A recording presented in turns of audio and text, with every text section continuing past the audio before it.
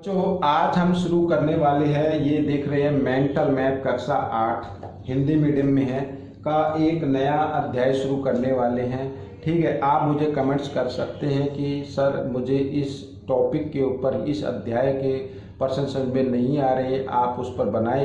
तो आज मैं जो कराने जा रहा हूँ वो अध्याय नंबर 7 है। ठीक है, अध्याय नंबर क्या है? 7 है। अध्याय 7 का राशियों की तुलना का पहला भाग आज हम करने वाले हैं। तो बच्चों ये बहुत ही ज़्यादा महत्वपूर्ण है, इम्पोर्टेंट है। आप इसे इग्नोर ना करें, वीडियो को पूरा देखें, स्किप ना करें और बच्चों देखकर दूसरे बच्चों को ज़रूर सिखाना है।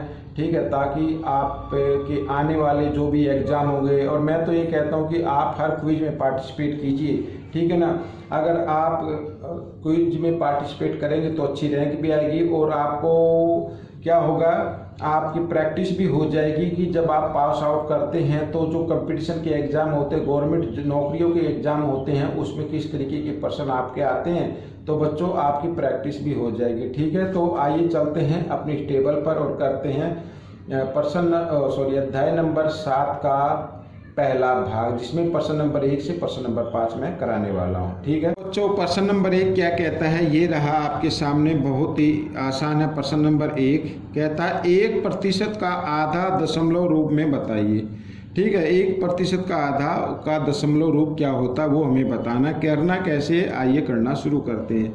तो जैसा कि मैंने पहले आपको बताया है, ठीक है, ये राशियों की जो तुलना है, इसके जितने भी फॉर्मूले वो आपको लर्न होने चाहिए। अगर आपको कि कोई फॉर्मूला समझना चाहते तो आप मुझे कमेंट्स कर सकते हैं। ठीक है, तो उसके ऊपर एक अलग से डिटेल से वीडियो मैं बना दूंगा। 1% का मतलब होता है बच्चों, जिसके भी प्रतिशत लिखा होता है ना, उसका मतलब होता है उसके बटे में 100। तो यहाँ पर लिखा है 1%, तो इसका मतलब है 1/100। और का के लिए आपको लगाना गुना और इसका आधा ज्ञात करना, तो 1/2 आपको लिखना पड़ेगा। ठीक है, इस तरीके से। और इसमें कहा कि इसको दशमलव के रूप में लिखना है, तो एक पहले गुणा कर लो। 1 एकम कितना होता है? 1 होता है, और 100 दूनी कितना होगा? 200 होगा। अब इसको दशमलव के रूप में आपको लिखना है। क्या लिखना? दशमलव के रूप में आपको लिखना है।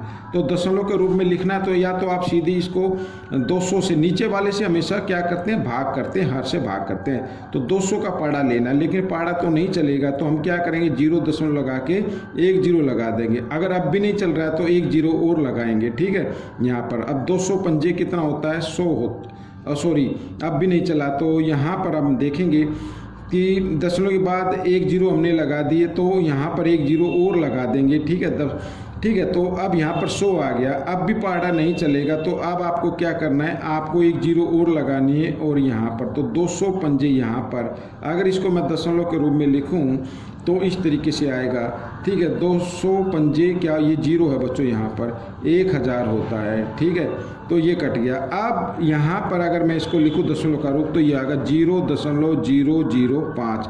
ये आपका उत्तर बन गया। अगर आप चेक करना चाहते हैं कि भाई ये हमारा प्रश्न ठीक है या नहीं, तो आप क्या करें, 5 को यूँ कहीं लिखे और दशमलव के लिए 1 लगाए, दशमलव के बाद भाई ये उत्तर है आपका।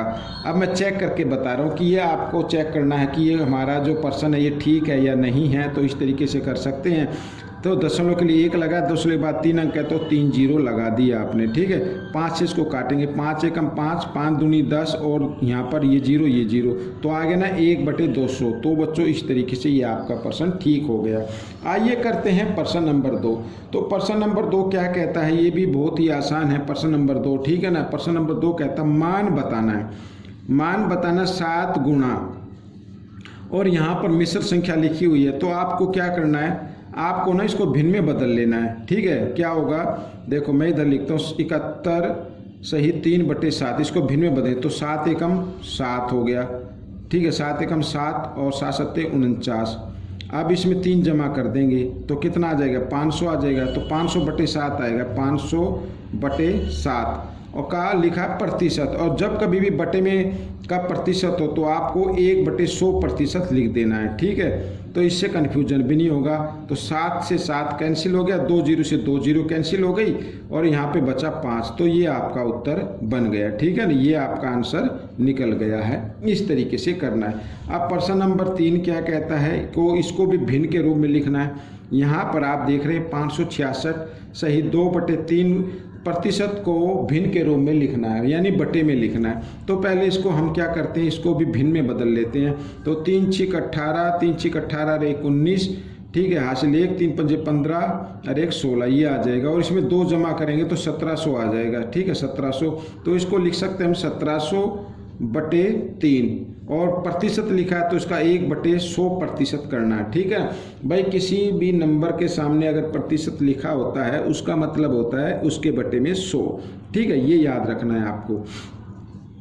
अब बच्चों भिन्न में बदलना, तो यहाँ पर देखो 2 0 से 2 0 कट गई। अब ये आ गया भिन्न का रूप आ गया 17/3, ये भिन्न के रूप में आ गया। अगर ये कहा जाता मिश्र संख्या में लिखो तो इसको मिश्र संख्या में लिख सकते थे, लेकिन आपका उत्तर ये रहा। अगर मिश्र संख्या में आ जाए तो मिश्र संख्या में कैसे लिखना है, अंश को आपको रखना भाग के अंदर और हर से कर देना भाग, ठीक है, 3 पंजे 15 ऐसे। तो 7 में से 5 घटाएंगे 2, तो ये आ जाएगा। ये जो आंसर है ना इसको लिखना सही के रूप में 5 सही 2/3 ऐसे। ये जो शेष फल है इसको अंश बनाना है और जिससे भाग कर रहे थे उसको हर बना देना है, तो इस तरीके से आ जाएगा, ठीक है। आइए करते हैं बच्चों प्रश्न नंबर यहाँ पर 4। प्रश्न नंबर 4 क्या कहता है, देखो प्रश्न नंबर 4 कहता है 2.5% को अनुपात के रूप में व्यक्त करना, अनुपात में लिखना। तो अनुपात में लिखने के लिए पहले आपको उसको बटे में लिखना पड़ेगा, ठीक है। आइए करते हैं। तो 2.5%, मैंने बताया किसी भी नंबर का प्रतिशत लिखा हो तो उसका मतलब होता है उसके बटे में 100, ठीक है, इस तरीके से। आइए आगे कर लेते हैं। तो यहाँ पर मैं 2.5 की जगह 25 लिख लेता हूँ, इधर 100। और देखो दशमलव के बाद एक अंक है तो 1 0 और लगा दो, इस तरीके से कर सकते हैं आप। 25 से इसको काटेंगे, 25 से कम 25, 25 चौका 100, 0 की यूँ की यूँ, तो 1 क्या आ गया 40 आ गया। ये 1/40 है ना, तो ये जो अंश है और ये हर है, अंश को लिखना है आपको आगे और इस बट्टे की जगह पर लगाना है आपको अनुपात का निशान, और इस तरीके से आप उसको लिख सकते हैं, हर को पीछे लिखेंगे, ठीक है। ये हो गया अनुपात के रूप में। अब देखो अगला प्रश्न क्या कहता है, अगला प्रश्न कहता है प्रश्न नंबर 5, ठीक है, कहता है 11/7 को प्रतिशत में बदलिए। 11/7 को किस में बदलना, प्रतिशत में बदलना है। अब 11/7 और किसी भी नंबर को प्रतिशत में बदलते हैं तो उसको 100% से कर देते हैं गुना, ठीक है, इस तरीके से। अब बच्चों ये आ गया 11 को 100 से गुना करेंगे 1100, ठीक है, /7% में लिखना है अभी इसको, ठीक है, ये आपका उत्तर बन गया। लेकिन अगर आप चाहते हैं कि इसको हम क्या मिश्र संख्या में लिखें तो आप इसको मिश्र संख्या में भी लिख सकते हैं। 1100 को आपको 7 से कर देना भाग, ठीक है, 7 एकम 7, यहाँ पे क्या बचेगा 4 और अगली 0 यहाँ पे उतारेंगे, 40 हो गया। 7 का पढ़ा लेंगे 5 पे, 7 पंजे 35, ठीक है।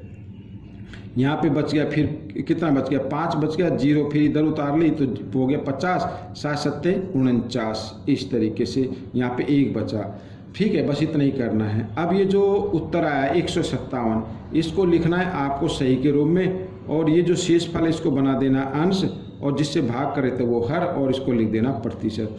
तो ये भी आपका उत्तर है और ये भी आपका उत्तर है। मान लीजिए किसी एग्जाम में एक बच्चे ने ये किया है और दूसरे बच्चे ने ये किया है, तो दोनों का आंसर ठीक है। अगर लिखा होता यहाँ पर कि मिश्र संख्या में लिखिए तो फिर आपका उत्तर ये करना है। तो मैं तो कहूँगा कि आप यहाँ तक कीजिए, ठीक है। तो बच्चों ये थी एक छोटी सी वीडियो, आपको कैसी लगी मुझे ज़रूर बताना, और इसमें से सीखकर दूसरे बच्चों को ज़रूर सिखाना। मिलेंगे हम अगले भाग में, तब तक के लिए धन्यवाद।